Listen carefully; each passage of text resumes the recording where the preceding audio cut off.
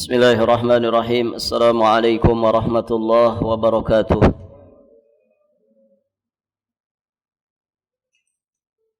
Innal hamdalillah nahmaduhu ta'ala wa nasta'inuhu wa nastaghfiruh wa nastahdihi wa natubu ilaih wa na'udzu billahi min syururi anfusina wa min sayyiati a'malina. من يهده الله فلا مضل له ومن يضلل فلا هادي له أشهد أن لا إله إلا الله وحده ربي لا شريك له وأشهد أن محمدا عبده ورسوله قال الله تعالى في القرآن الكريم يا أيها الذين آمنوا اتقوا الله حق تقاته ولا تموتن إلا وأنتم مسلمون أما بعد فيا أيها الحاضرون اعلموا أرشدكم الله فإن أصدق الحديث كتاب الله وخير الهدي هدي محمد صلى الله عليه وآله وسلم اللهم علمنا ما ينفعنا وانفعنا بما علمتنا وزدنا علما. Para hadirin, ikhwati fiddin wa akhawat fillah rahimani wa rahimakumullah. Alhamdulillah, pada kesempatan ini Allah Subhanahu wa taala senantiasa melimpahkan nikmatnya kepada kita semua. Kita berada di penghujung dari bulan Sya'ban 1443 Hijriah. InsyaAllah ta'ala besok kita akan kedatangan tamu yang agung, tamu yang mulia dan wajib kita muliakan, yakni Syahrun Mubarak, bulan yang penuh dengan keberkahan, bulan Ramadan. Semoga Allah Subhanahu wa taala memberikan taufik dan inayah kepada kita semua untuk bisa menjadikan Ramadan yang besok akan kita jalani lebih baik daripada Ramadan-Ramadan sebelumnya. Para jamaah sekalian yang dirahmati Allah, ada banyak penjelasan dari Nabi SAW terkait dengan keutamaan dari bulan Ramadan. Di antaranya kita akan bacakan satu hadis riwayat Imam Al-Bukhari dan juga Imam Muslim dari sahabat yang mulia Abu Hurairah radhiyallahu taala anhu. Rasulullah sallallahu alaihi wasallam bersabda, "Idza jaa Ramadhanu futihat abwabul jannah wa ghulliqat abwabun nar wa suffidat asyayatin." Apabila Ramadan tiba, pintu-pintu surga dibuka, pintu-pintu neraka ditutup rapat-rapat, dan para setan dibelenggu. Hadis yang mulia ini menjelaskan kepada kita tentang 3 di antara keutamaan dari Ramadan. Bulan Ramadan itu diistimewakan dengan dibukanya pintu-pintu surga, ditutupnya pintu-pintu neraka, dan yang ketiga, dibelenggunya setan-setan. Para jamaah sekalian yang dirahmati Allah, tentu hadis seperti ini seringkali kita mendengarnya, terkhusus adalah menjelang atau di saat atau bahkan beberapa saat setelah kita selesai dari bulan Ramadan. Baik. Ada satu hal, satu poin faidah yang ingin kami sampaikan pada kesempatan ini. Seringkali ada pertanyaan ya di kalangan kaum muslimin. Kalau setan itu dibelenggu di bulan Ramadan, tapi kenapa ternyata dosa dan maksiat masih tetap saja terjadi di bulan Ramadan? Ya kan? Ada saja orang-orang di bulan Ramadan ini yang kemudian mereka tetap dengan kelalaiannya, tetap dengan hobinya dari beragam macam dosa dan juga maksiat, mulai dari yang paling besarnya, yang menengah ataupun yang kecil-kecil. Yang pada dasarnya bagi seorang mukmin dosa itu besar urusannya di hadapan Allah, walaupun dia masuk kategori dosa kecil.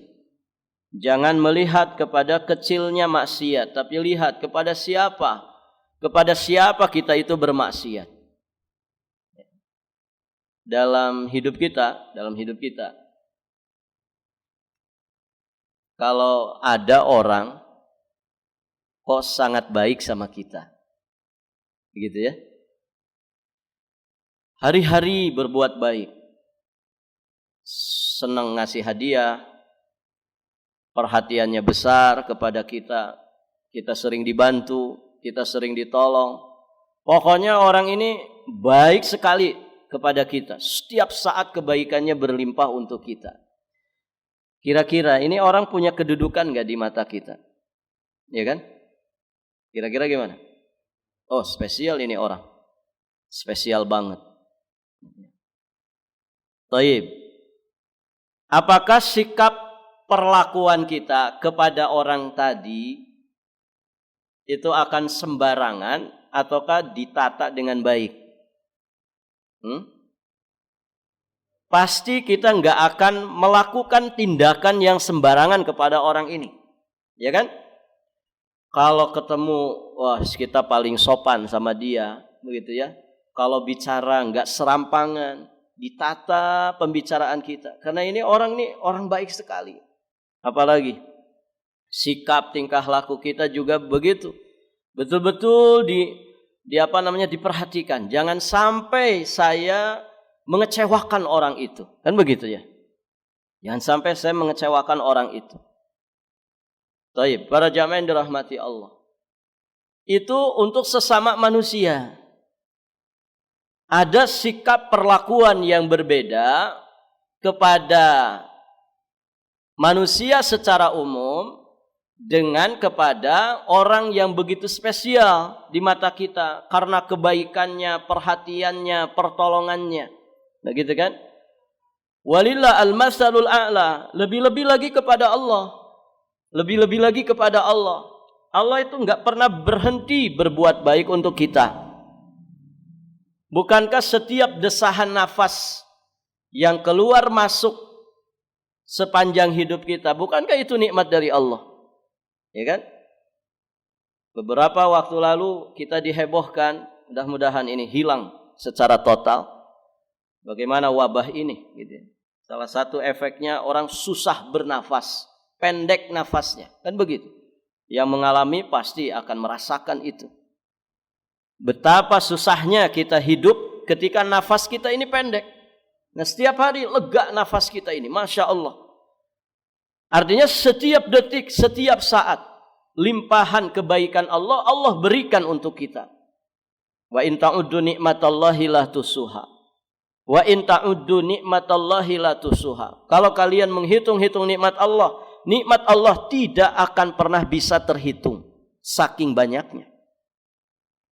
Baik para jamaah, tadi kalau kepada manusia yang spesial, tentu kita tidak akan berbuat sembarangan. Sekecil apapun sikap yang tidak menyenangkan, akan kita jaga itu. Jangan sampai nih orang ini kecewa gara-gara kita. Hanya karena ulah kita yang kecil. Kan begitu. Maka bagaimana dengan Allah yang kebaikannya tanpa batas, yang kebaikannya begitu berlimpah. Maka begitu dalam kalimat salafun as-saleh tadi, di mana mengatakan, jangan kamu lihat kecilnya dosa, tapi lihat kepada siapa kamu itu berbuat dosa. Kepada zat yang maha baik, zat yang setiap saat berlimpah kebaikannya untuk kita semua. Ya kan? Malu rasanya. Kalau kita sama orang biasa, mungkin melakukan tindakan yang memalukan, itu rada tidak terlalu masalah begitu, walaupun itu masalah.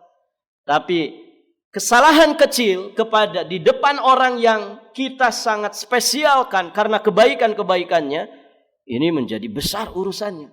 Padahal kesalahan kecil. Nah, kalau kepada manusia seperti itu, bagaimana kepada Allah? Jangan sampai berbuat kesalahan walaupun kecil. Karena urusannya menjadi besar. Malu kepada Allah Subhanahu wa taala. Sebagaimana kita malu para jamaah yang dirahmati Allah dalam kehidupan kita kepada orang yang spesial. Allah lebih-lebih lagi. Walillah al-matsalul a'la. Baik para jamaah. Namun demikianlah ya manusia. Demikianlah manusia. Kadang Ramadan itu tidak ada efeknya sama sekali. Mau Ramadan kah, mau Syawal kah, mau bulan apakah, sebagian manusia tidak peduli. Ya kan? Sebagian kaum muslimin tidak peduli. Haibahnya Ramadan itu nggak ada rasanya bagi dia. Sama saja, mau bulan apa saja, dia sama-sama tetap dengan kelalaiannya, tetap dengan kesibukannya, ya di dalam dosa dan juga maksiat. Karena ada orang yang hidupnya itu sibuk dengan dosa dan maksiat, berpindah dari satu dosa ke dosa berikutnya. Nasallallahu al-afwa wal afiyah wassalamah. Nah, para jamaah yang dirahmati Allah, bagi sebagian orang Ramadan itu enggak ada efeknya. Sehingga apa? Dia tetap dengan perbuatan-perbuatan dosanya. Sebagian orang para jamaah memukodimahi Ramadan itu dengan perbuatan dosa yang sangat dimurkai Allah. Apa itu? Minta-minta kepada orang yang sudah mati. Ya kan? Ini fenomena yang sering kita saksikan di sekitar kita. Bagaimana ya Ramadan dimukodimahi dengan perbuatan dosa yang paling dimurkai Allah. Minta-minta sama orang-orang yang sudah mati, yang mereka tidak pernah tahu bagaimana nasib orang-orang yang dimintai di alam barzahnya. Bisa jadi dia lebih susah, lebih sengsara daripada dirinya. Ya kan? Ramadan terus berlanjut. Sebagian orang dengan syiriknya, dengan riyaknya, dengan sum'ahnya. Rajin memang sedekah, tapi riyak sedekahnya. Dermawan dia dengan hartanya, tapi sum'ah dia dengan kedermawanannya. Tidak mau menjaga kualitas niatnya di dalam beribadah kepada Allah. Nanti selesai Ramadan juga sama. Ramadan ditutup juga dengan perbuatan syiriknya. Terlalu banyak ritual di bulan Ramadan ini. Baik itu qobliyah, di saat ataupun ba'diyahnya. Sebagian orang sebelum Ramadan itu ada ritual namanya mandi berjamaah. Ya. Apa? Padusan? Padusan. Iya. Mandi berjamaah di 7 sumur. Di 7 sumber mata air. Begitu kan? Barakallahu fiikum. Oh, dengan beragam macam niat. Pengen ngalap berkah kah? Pengen rezeki berlimpah kah? Ya kan? Pengen nanti supaya THR-nya gede kah? Gitu kan? Yang rata-rata niatan-niatan duniawi. Ya, niatnya saja sudah salah, ritualnya bermasalah. Ya, terhadap akidah Islamnya. Belum lagi praktek mandi berjamaahnya. Mandi berjamaah di sumber mata air rame-rame. Kumpul sama istri orang, kumpul sama anak-anak gadis, gitu ya. Mandi bareng, namanya mandi bareng. Aurat terlihat di mana-mana. Nasallallahu al-afwa wal afiyah wassalam. Bagaimana orang mau mensukseskan Ramadan kalau muqaddimahnya saja sudah seperti itu? Ya kan? Orang kan bilangnya apa? Kalau ritual gitu tuh, padusan dalam rangka membersihkan badan kan? Sekaligus katanya membersihkan hati. Ya, kita katakan bukan membersihkan badan yang begitu.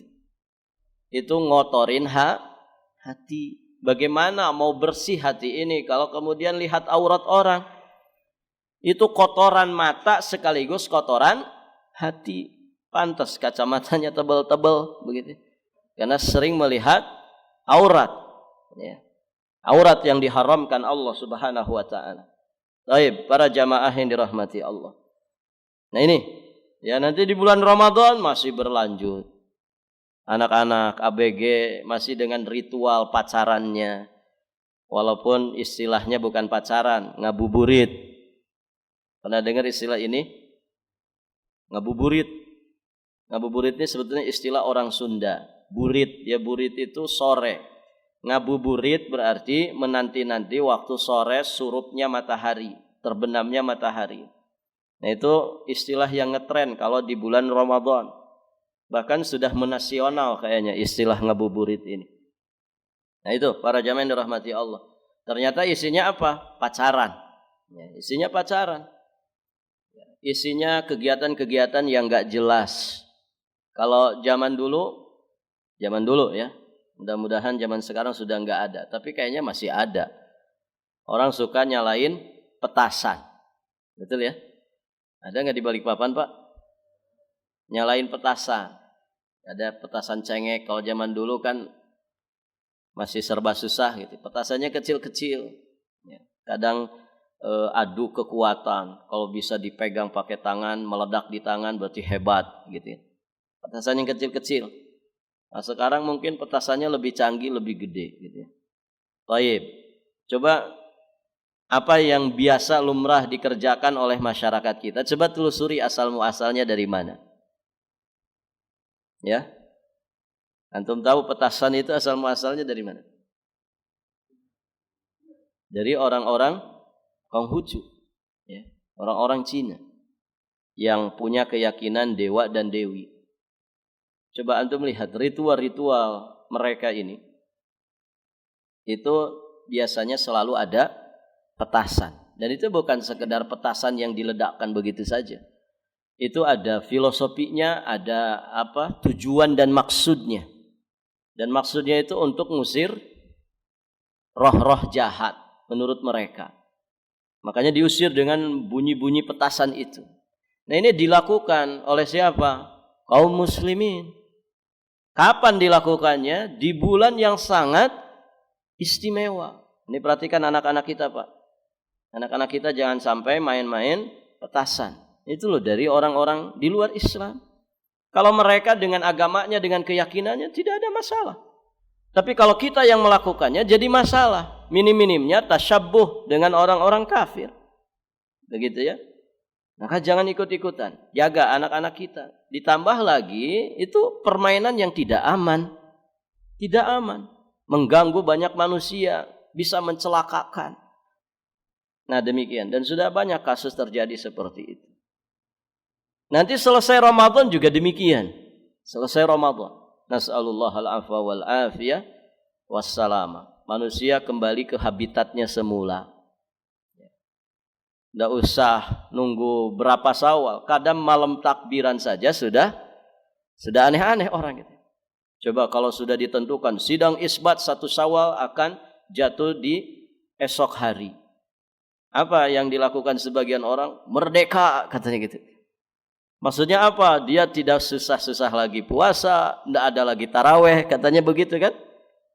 Benar nggak ini Pak? Oh sudah selesai taraweh katanya gitu. Sudah selesai taraweh, sudah sidang isbat, sudah diputuskan. Begitu kan? Sebagian orang merasa merdeka, bebas sebebas-bebasnya. Padahal para jamaah, taraweh yang disebut sholat malam di bulan Ramadan memang sudah selesai. Tapi anjuran sholat sunnah di malam hari, qiyamul lail atau sholatul lail masih ada enggak? Masih ada. Anjuran sholat witir masih ada? Masih ada. Di malam takbiran mereka sudah kembali ke habitat semula. Kembali meninggalkan yang namanya sholat malam.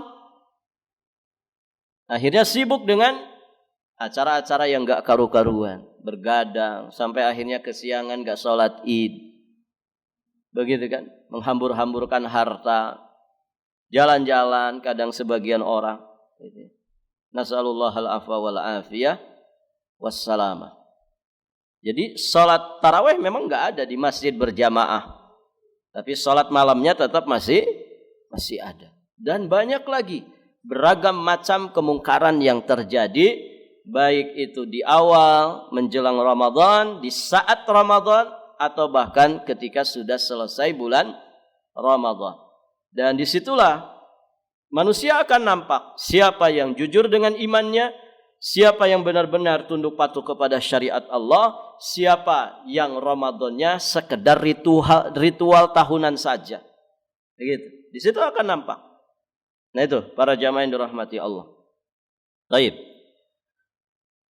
Jadi kenapa ini di bulan Ramadan maksiat kok masih tetap terjadi? Orang-orang yang berbuat dosa dan maksiat masih tetap banyak. Nah ini dijawab oleh para ulama kita. Yang pertama, para jamaah yang dirahmati Allah, setan bangsa manusia itu tidak dibelenggu.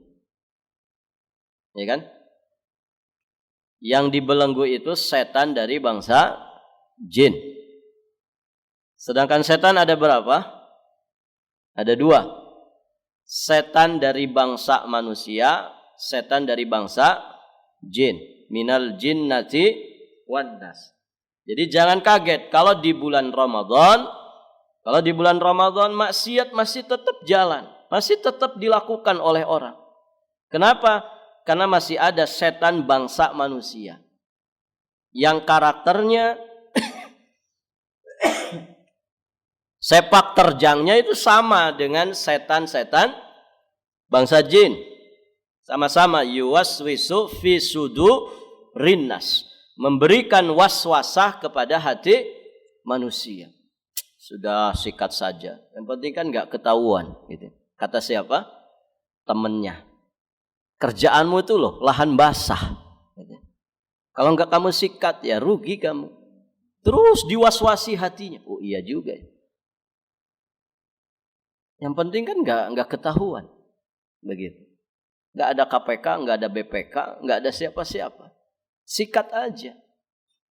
Lagian kan kalau kamu dapat duit banyak, senang istrimu, anak-anakmu senang. Ya. Kamu tadinya ngontrak terus, nanti bisa beli rumah. Kamu nggak punya roda 4, nanti bisa beli roda 4. Ayo terus diwaswasi hatinya. Ambil aja, sikat aja. Nah ini siapa ini? Ini setan, sesungguhnya setan. Setan jenis manusia. Teman yang suka ngajak kepada yang buruk. Ini setan jenis manusia, para jamaah. Nah ini bahayanya sama sesungguhnya. Minal jinnati wan nas. Terkadang manusia tidak sadar. Ya, salah. Terkadang manusia tidak sadar ya bahwa setan jenis manusia ini kadang lebih berbahaya. Nah itu para jamaah. Jadi setan jenis manusia tidak dibelenggu. Itu jawaban pertama. Yang kedua, para jamaah yang dirahmati Allah, kenapa di bulan Ramadan maksiat tetap jalan, maksiat tetap ada? Barakallahu fiikum. Dikatakan oleh para ulama, ini disebutkan oleh Syekh Muhammad bin Shalih Al-Utsaimin, yang dibelenggu itu adalah maradat asyayatin, gembong-gembongnya setan. Syekh Al-Utsaimin menukilkan riwayat dari Imam An-Nasa'i tentang hadis tadi dengan redaksi maradat asyayatin. Jadi yang dibelenggu itu adalah maradat. Tidak semua jenis setan bangsa jin. Tapi marodahnya. Marodah itu adalah gembong-gembongnya. Pembesar-pembesarnya. Ya mungkin presidennya. Iblis. Presidennya kan iblis. Di mana Pak iblis itu Pak? Tempat tinggalnya di mana iblis? Ada yang pernah tahu? Ya, iblis itu ada di lautan. Singgasananya ada di lautan. Entah lautan yang mana, pokoknya di air, di lautan. Kemudian mungkin ada jajaran pemerintahannya, pejabat-pejabat tingginya, begitu ya. Ada para menterinya, mungkin gubernurnya, ya. Mungkin juga bupati-bupatinya, wali kotanya. Intinya para pembesar setan. Nah itu yang dibelenggu. Itu yang dibelenggu. Berarti setan-setan biasa berkeliaran enggak? Tetap berkeliaran. Dan ini menjadi renungan yang mendalam bagi kita semua, para jamaah. Kalau ternyata di bulan Ramadan ini, kok kita masih saja mencampuri ibadah-ibadah di bulan Ramadan ini dengan dosa dan maksiat, ini sesungguhnya pertanda, ini sesungguhnya isyarat sebegitu rendahnya kualitas dari diri kita ini. Kenapa? Karena gembong-gembong setan ini dibelenggu. Kalau kita kok terjatuh ke dalam dosa dan maksiat di bulan Ramadan, berarti kita tergoda, digoda oleh setan-setan kecil, ya, dan kita tergoda. Kebayang ya, pembesarnya ini enggak turun. Ya. Yang turun ini setan-setan kelas teri. Kok kita masih tergoda? Ada orang enggak peduli orang puasa, dia mah tetap enggak puasa. Begitu kan? Enggak peduli dengan begitu maraknya orang di dalam kebaikan. Dia tetap dengan kelalaiannya, dia tetap dengan dosanya. Dengan beragam macam alasan yang dikemukakan. Begitu ya. Saya ini enggak kuat kalau puasa, saya ini pekerja berat, ya. Saya ini berjibaku dengan keringat. Beda dengan orang yang duduk di kantor di depan komputer, ruangannya ber-AC, enak dia kalau puasa. Kalau kami begitu ya. Intinya alasan, beragam alasan disampaikan. Barakallahu fikum para jamaah. Dia tergoda, akhirnya tidak puasa. Ya. Ada orang puasa, iya puasa, tapi enggak sholat. Ada? Ada.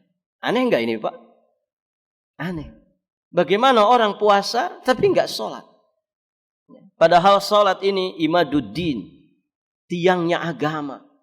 Ini banyak orang yang puasanya enggak pakai ilmu. Di antaranya gambarannya begini. Puasa tapi tidak sholat. Berarti puasa Anda enggak pakai ilmu. Karena kalau Anda puasanya pakai ilmu, puasa yang berkualitas, pasti Anda orang yang tidak meninggalkan sholat wajib 5 waktu. Loh, urutannya kan sholat dulu, baru kemudian puasa. Setelah 2 kalimat syahadat, rukun Islam berikutnya sholat, kemudian apa? Puasa, zakat, haji. Dan begitu. Sholat dulu. Nah itu para jamaah. Jadi mereka ini tergoda oleh setan-setan kecil. Menunjukkan betapa rendahnya kualitas diri mereka. Artinya sama setan kelas teri saja tergoda. Bagaimana kalau para pembesarnya turun? Turun ke lapangan. Oh, hancur mereka para jamaah. Nah itu. Jadi ini jawaban kedua. Yang dibelenggu itu adalah pembesar-pembesarnya. Baik. Adapun setan-setan yang kecil, mereka tetap berkeliaran di sekitar kita. Yang ketiga, para ulama menjelaskan, yang dibelenggu itu adalah pergerakannya. Pergerakan setan itu yang dibatasi, dibelenggu sama Allah. Bukan waswasahnya. Waswasahnya tidak dibatasi, waswasahnya enggak dibelenggu. Alladzi yuwaswisu fi sudurin nas. Tetap dia memberikan waswasah kepada manusia. Namun pergerakan mereka yang kemudian terbatasi. Begitu. Makanya ada asar dari Ibnu Abbas radhiyallahu taala anhuma, inna syaitan jathim ala qalbi ibni Adam. Sesungguhnya setan itu bertengger di dalam hati manusia. Kullama saha wa ghafila waswasa. Ketika hati manusia itu lengah, lalai, dia akan cepat masuk memberikan waswasah. Memberikan waswas. Wa idza dzakarallah khanasa. Namun apabila dia berzikir kepada Allah, hatinya tidak lengah, maka setan itu akan takut menjauh ya dari orang tersebut. Dia bersembunyi ketakutan. Nah, disinilah para jamaah dirahmati Allah, Para ulama menjelaskan waswasahnya setan itu tidak dibatasi, tidak dibelenggu. Yang dibelenggu itu pergerakannya. Sehingga dari sini manusia itu harus selalu ada pada zikrullahnya. Makanya Nabi ketika ditanya tentang puasa siapa yang paling besar pahalanya, salat siapa, sedekah siapa yang paling besar pahalanya, jihadnya siapa yang paling besar pahalanya, Nabi menjawab dengan jawaban yang sama. Aktsaruhum lillahi ta'ala zikron, yang paling banyak zikir di kalangan mereka. Itu yang paling besar pahalanya. Artinya apa? Dia ini jadi ahlul yaqdzah, orang yang selalu mawas jiwa raganya. Orang ketika puasa dan dia mawas jiwa raganya, selalu menghadirkan keagungan Allah Subhanahu wa taala, kemuliaan Allah Subhanahu wa taala, maka pasti dia pasti akan berpuasa dengan puasa yang berkualitas. Begitu para jamaah. Beda dengan orang yang lengah hatinya. Maka puasanya sekedar nahan lapar dan dahaga saja. Dan betapa banyak kaum muslimin yang model puasanya begitu. Nahan lapar dan dahaga saja. Nggak pakai ilmu, nggak pakai iman, nggak pakai hati. Sekedar rutinitas tahunan. Yang nanti selesai ada lebaran rame-rame gitu ya. Nasallallahu al-afwa wal afiyah wassalam. Orang tuh kalau puasanya beneran puasa para jamaah, dia nggak mau ikhtilat, dia nggak mau tabarruj, dia tidak mau melakukan hal-hal yang bisa merusak pahala puasanya, hal-hal yang sia-sia, ya. Tidak mau nonton, ya, tidak mau melihat, ya, aurat lawan jenisnya yang bisa membatalkan, bisa merusak, mengurangi pahala puasanya. Begitu kalau orang benar-benar berpuasa. Karena hakikatnya puasa itu menahan diri dari segala dosa dan maksiat. Itu siam yang sesungguhnya.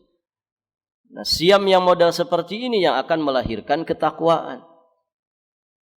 Nah, itu para jamaah.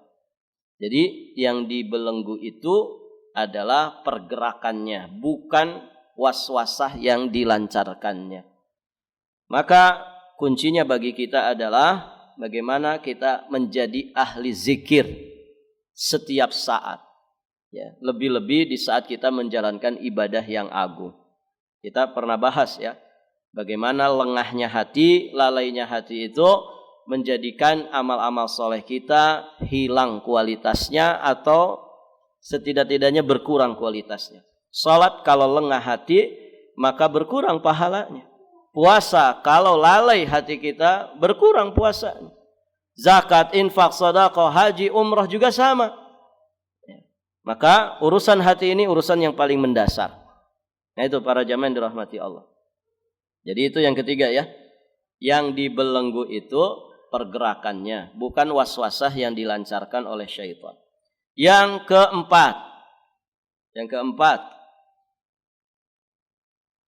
Kenapa maksiat tetap ada di bulan Ramadan?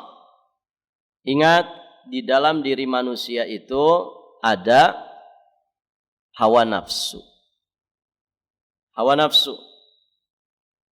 Yang dikatakan oleh Allah Subhanahu wa taala, "Innan nafsa la'ammaratun bisu."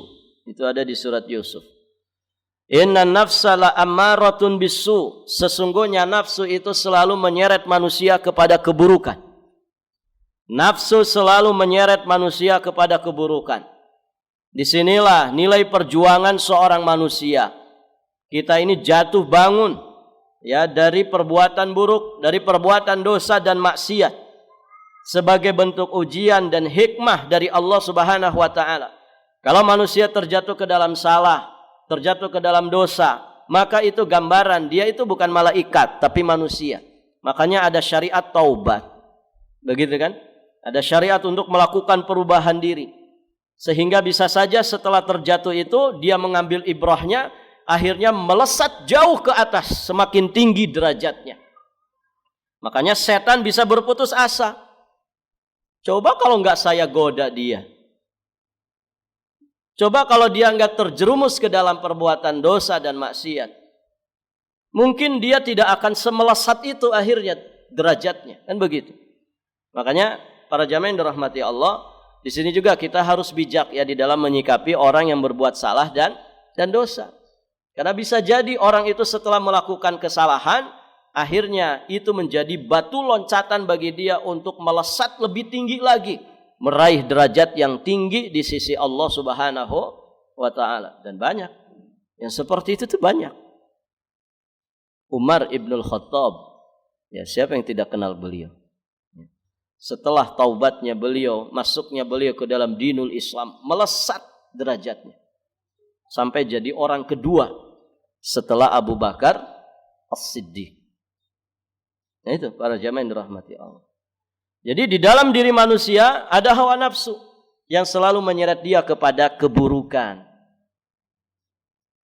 Oleh karenanya para jamaah yang dirahmati Allah, bisa saja ya waswasah dari syaitan itu kecil, lingkungan sekitarnya semarak dengan kebaikan, tapi dia belum aman sepenuhnya. Kenapa?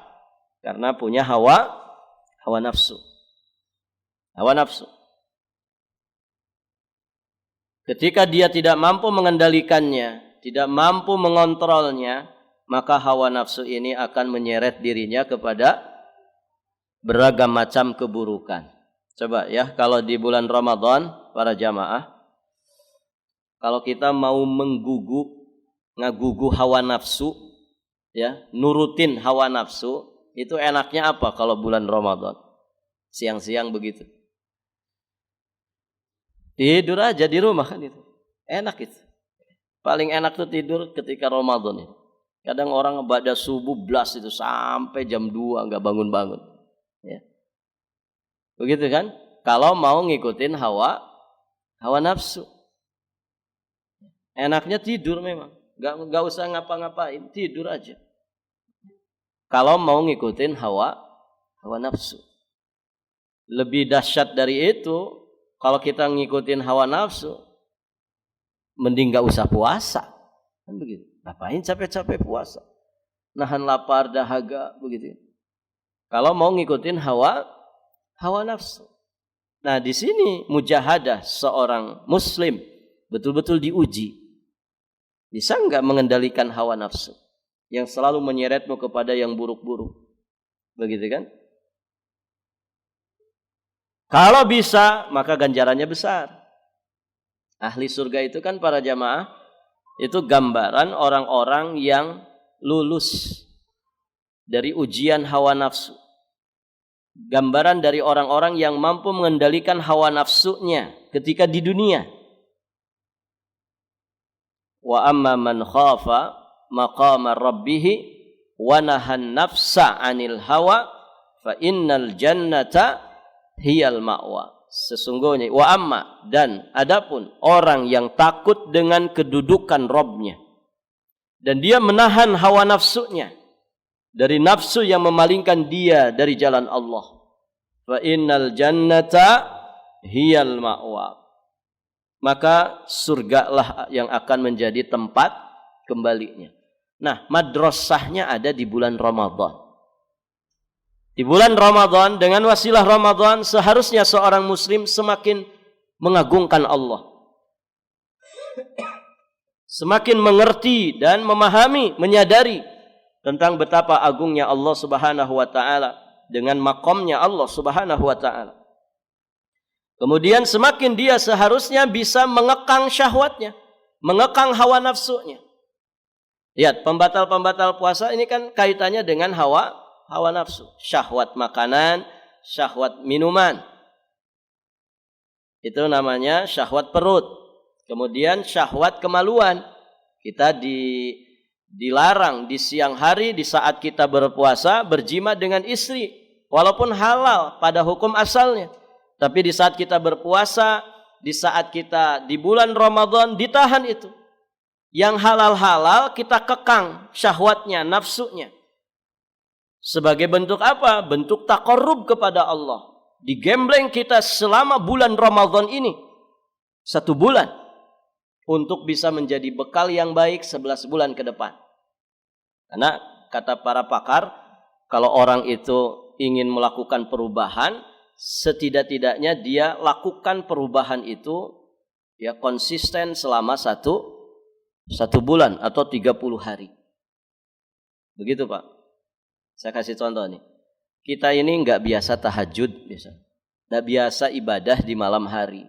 Taunya tidur, nanti datang bangun subuh, gitu kan? Itu pun dibangunkannya sama azan subuh. Sebagian dibangunkannya sama iqomatnya muazzin di masjid. Sebagian malah dibangunkan dengan apa? Terik matahari, begitu ya. Barakallahu fikum. Taib, kita misalkan tidak terbiasa nih sholat malam, ibadah di malam hari. Datang Ramadan, ini kesempatan untuk kita latihan menempa diri kita. Konsisten 30 hari. Insya Allah itu menjadi bekal baik untuk selanjutnya kita menjadi terbiasa. Kalau sudah menjadi kebiasaan, merasa butuh. Orang kalau sudah merasa butuh kan selalu dicari dan dikejar. Kan begitu. Setelah itu dia akan mampu menikmati, merasakan kelezatannya. Nah ternyata 30 hari ini Pak.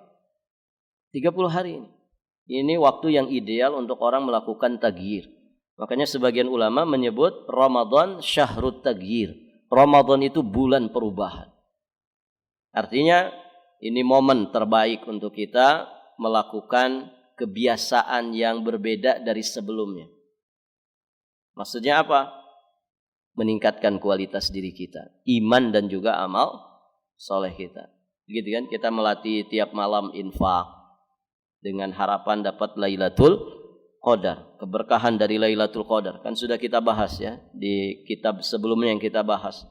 Kalau kita infak ya 10.000 aja tiap malam di bulan Ramadan, pasti ada infak kita itu yang bertepatan dengan Lailatul Qadar. Maka kan fadilahnya seperti infak 10.000 selama 1.000 bulan. Luar biasa ini faidahnya para jamaah. Bagaimana kalau infak kita misalkan 100.000. Nah, ini pentingnya persiapan yang sering saya sampaikan.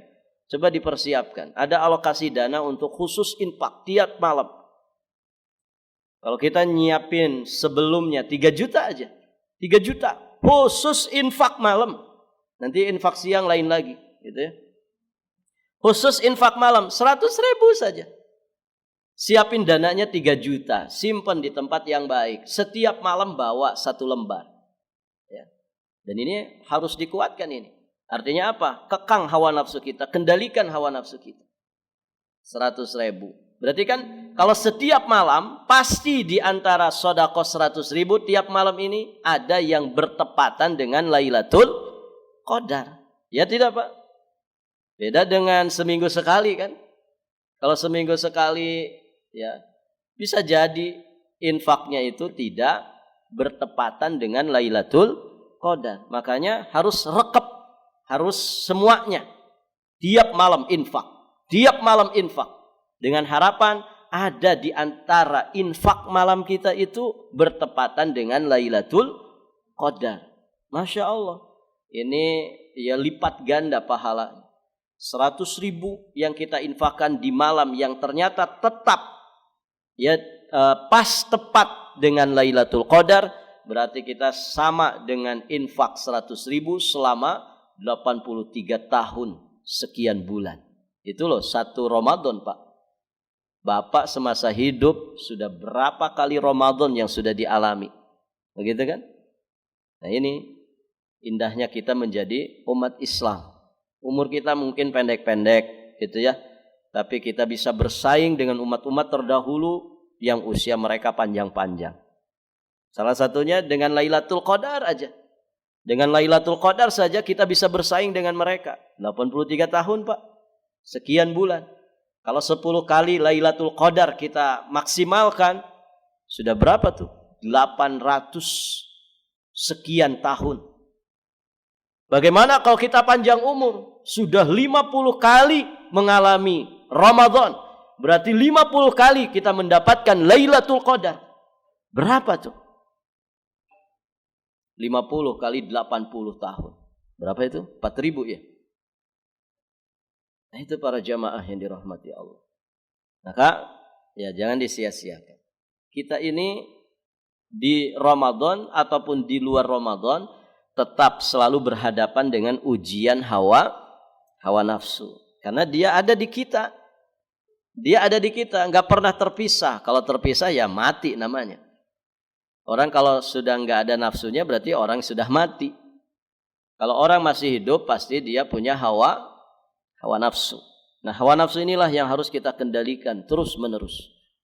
Nah, itu para jamaah. Jadi di bulan Ramadan ataupun di luar bulan Ramadan kita selalu dihadapkan dengan ujian hawa nafsu ini. Maka kendalikan hawa nafsu supaya tetap tunduk patuh kepada aturan Allah Subhanahu wa taala. Walaupun ya kita berperang dengan batin kita sendiri, begitu. Barakallahu fikum, para jamaah yang dirahmati Allah. Itu ya 4 poin yang disampaikan oleh para ulama. Bisa diulangi? Kenapa di bulan Ramadan maksiat tetap ada, padahal di dalam hadis dikatakan setan-setan dibelenggu. Jawabannya pertama apa? Ya, setan bangsa manusia tidak dibelenggu, tetap berkeliaran di sekitar kita. Hati-hati ya dari setan bangsa manusia. Ya, walaupun wujudnya wujud manusia. Taib. Yang kedua apa? Yang dibelenggu itu adalah para pembesarnya saja. Berarti setan-setan kecil tetap berkeliaran di sekitar kita. Yang ketiga,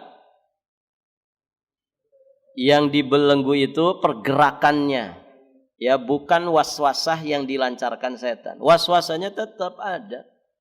Yuwaswisu fi sudurin nas. Athar Ibnu Abbas tadi menyatakan setan itu selalu bertengger di hati manusia. Ya, solusinya adalah banyak zikir. Kemudian yang keempat, yang terakhir tadi apa? Manusia itu dibekali dengan hawa nafsu. Sedangkan karakter hawa nafsu menyeret kita kepada keburukan. Baik, para jamaah yang dirahmati Allah, ini saja yang bisa disampaikan pada kesempatan ini. Baik, sampai di sini kita tutup dengan doa kafarah majelis. Subhanakallahumma bihamdik, asyhadu an la ilaha illa anta astaghfiruka wa atubu ilaik. Assalamualaikum warahmatullahi wabarakatuh.